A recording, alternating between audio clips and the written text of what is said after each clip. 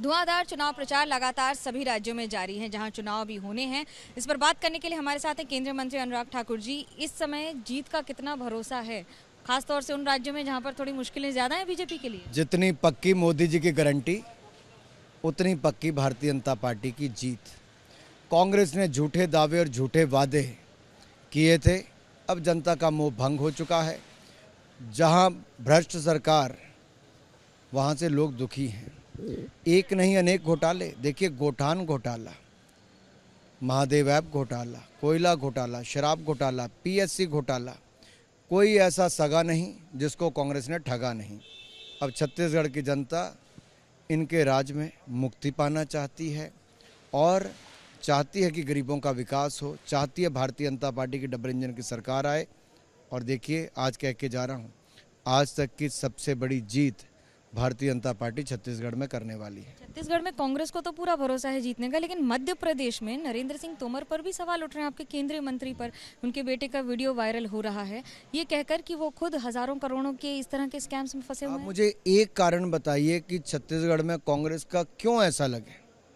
जिनके मुख्यमंत्री का चेहरा मुरझा गया, जिनके चेहरे पे घबराहट, बौखलाहट, हकलाहट, ये सब चल रहा है, और लोगों ने छत्तीसगढ़ के कहना शुरू कर दिया, अरे भाई ये तो भूपेश जी को टाटा बाय बाय करने का समय आ गया है।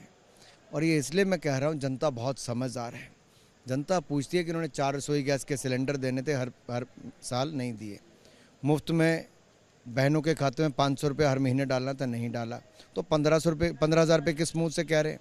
तो जो पिछले नहीं किए, अब क्या करेंगे? बेरोजगारी भत्ता पीछे कहा था 25 रुपये महीना युवाओं को देंगे, नहीं दिया। नौकरी तो केवल कांग्रेस के नेताओं के बच्चों को मिली, बाकियों को मिली नहीं। तो गरीब जनता कहती, हमारा तो 18 लाख मकान जो मोदी जी ने दिए थे वो भी इन्होंने बनाए नहीं, तो क्यों यहाँ पे करेंगे? तो पहले तो छत्तीसगढ़ की मैं बात कहूँगा, यहाँ पे सवाल ही पैदा नहीं होता कि कांग्रेस आए। मैं कह रहा हूँ, लोगों का मोदी जी में विश्वास है, लोगों का ये विश्वास है कि डबल इंजन की सरकार जहाँ बनी वहाँ विकास हुआ। देखिए, मोदी ने भेजे थे यहाँ की गरीब जनता के लिए राशन, ये राशन में भी खा के 9,000 करोड़ रुपये का घोटाला। कोई ऐसी जगह नहीं बची जहाँ पे इन्होंने लूट ना मचाई हो। इसलिए मनोगिया जी, सवाल ये खड़ा होता है कि छत्तीसगढ़ की जनता किसी भी हालत में कांग्रेस को नहीं चुनने वाली।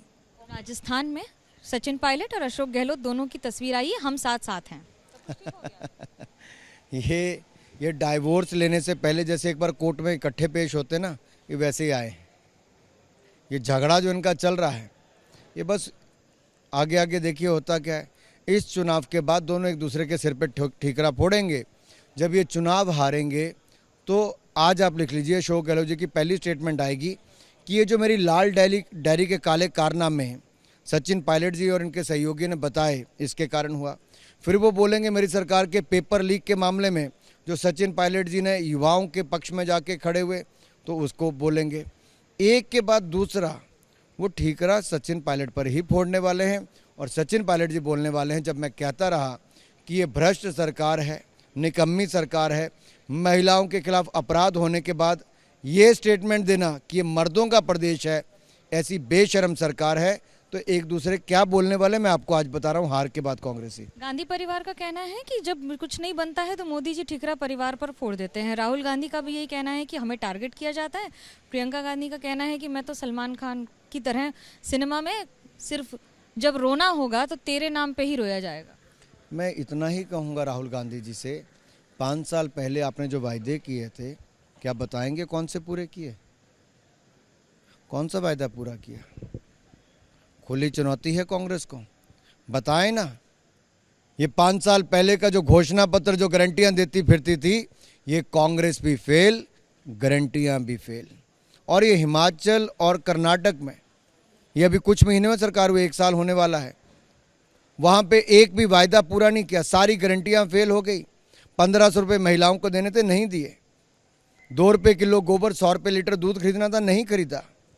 इन्होंने कहा था 300 यूनिट बिजली के मुफ्त में देंगे, देने तो दूर, जो 125 मिलते थे वो भी बंद कर दिए। जो पानी मुफ्त में मिलता था उसके बिल आने शुरू हो गए। इन्होंने तो कहा था किसान अपनी कीमतें खुद तय करेगा फसल की, सेबों को नदी और नाले में फेंकना पड़ा। ये वो कांग्रेस है जो वायदे तो बड़ी बड़ी करती है, लेकिन ये उतने ही झूठे होते हैं जितने कांग्रेस है। बीजेपी क्या डर गई है जो सारे केंद्रीय मंत्रियों को मैदान में उतार दिया है, या उम्मीदवार कम पड़ गए थे? बीजेपी के पास कार्यकर्ताओं की कोई कमी नहीं। अगर आपको मोदी जी क्यों उतरे, तो दुनिया के सर्वाधिक लोकप्रिय नेता है इसलिए उतरे। मोदी जी के नाम पे गारंटी क्यों? क्योंकि सबसे विश्वसनीय नेता देश और दुनिया में कोई है तो नरेंद्र मोदी जी है। तो इसलिए अगर भारतीय जनता पार्टी के पास नेता हैं तो क्यों नहीं। हम तो जनता की सेवा में लगे हैं और हम सत्ता में आके सेवा करते हैं। एक आखिरी सवाल, क्रिकेट में इंडिया वर्ल्ड कप में मैच देखने जाएंगे? मेरी बहुत सारी शुभकामनाएं।